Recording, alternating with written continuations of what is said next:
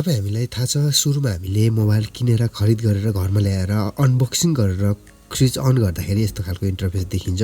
कतिपयले चाहिँ पसलमै हैन मोबाइल किनेको पसलमै गएर चाहिँ स्टार्ट गरेर ल्याउन सकिन्छ, त्यो पनि सजिलै हुन्छ। र घरमा सुरुमै अब कहीँ कतैबाट कसैले गिफ्ट दियो अथवा चाहिँ मोबाइल चाहिँ किनेर ल्याएर घरमा ल्याएर अनबक्सिङ गरेर चाहिँ सुरुमा स्टार्ट गर्न खोज्दा चाहिँ यस्तो खालको इन्टरफेस देखिन्छ।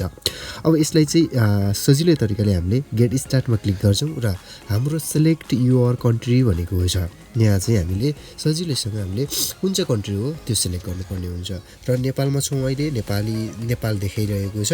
यसमा हामीले सजिलै नेपालमा क्लिक गर्छौँ। त्यसपछि हाम्रो चाहिँ सपोर्ट सेटअप सिम कार्ड भनेको छ, जहाँ चाहिँ कुन सिममा चाहिँ हामीले सेलेक्ट गर्छौँ भनेर चाहिँ सिम हालिसकेपछि यस्तो अवस्थामा देखिन्छ। हामीले सिधै यहाँ चाहिँ नेक्स्ट गर्छौँ र यसको लागि चाहिँ हामीले यहाँ सेटअप सिममा चाहिँ 1मा हामीले खेल्छौँ कि 2मा खेल्छौँ। मोबाइल डाटाका लागि 1 हो कि 2 हो चोइस गर्ने। त्यसपछि चाहिँ कल पर्फर्मेन्स कल गर्दाखेरि चाहिँ यहाँ सेटअप लेटर गरेको चाहिँ अब कल गर्ने बेलामा सोध्नुहोस् भन्ने खालको पनि हुन्छ, बेग्लै पनि आउन सक्छ। यहाँ चाहिँ हामीले सिधै नेक्स्ट गर्छौँ। त्यसपछि हाम्रो वाइफाईहरू माग्छ र नेट कनेक्सनहरू माग्न सक्छ। यसमा हामीले चाहिँ सिधैसँग हामीले स्किप गर्न पनि सक्छौँ अथवा चाहिँ हामीले नेट कनेक्सन पनि गर्न सक्छौँ। म अहिलेका लागि स्किप गर्छु। स्किप गरिसकेपछि यहाँ चाहिँ मेरो चाहिँ टेक्नो फोन भएको कारणले गर्दाखेरि टेक्नो टर्म एन्ड कन्डिसन अथवा स्यामसङ फोन छ भने स्यामसङको टर्म एन्ड कन्डिसनहरूलाई चाहिँ यहाँ टिक लगाउनु पर्ने हुन्छ। त्यसपछि नेक्स्ट गर्नुपर्छ।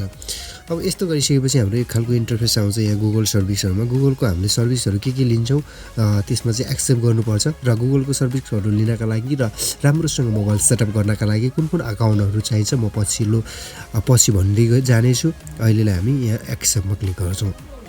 एक्सेप्टमा क्लिक गरिसकेपछि यहाँ चाहिँ हाम्रो सिक्युरिटीहरूमा मागिरहेको छ। तपाईँलाई चाहिँ अब लकका लागि कुन चाहिँ अप्सन राख्ने त्यो देखाइरहेको छ। त्यसपछि फिङ्गरप्रिन्टका लागि कुन अप्सन राख्ने कि नराख्ने र फेस अनलक राख्ने कि नराख्ने। म चाहिँ अहिलेका लागि स्किप एलाइज गर्छु र ओके गर्छु। त्यसपछि चाहिँ यहाँ ब्याट्रीहरू चाहिँ छ कि छैन हैन त्यो चाहिँ गर्न सकिन्छ। र यो हेरिसकेपछि हामीले यहाँ चाहिँ डाइलेक्ट रुममा ब्याट्री ननिकाल्नु भनेको चाहिँ यसले 8 सेकेन्डसम्म लङ प्रेस नगर्नु भनेको छ। त्यसको लागि चाहिँ म यहाँ चाहिँ स्किप गरेर अन गर्छु।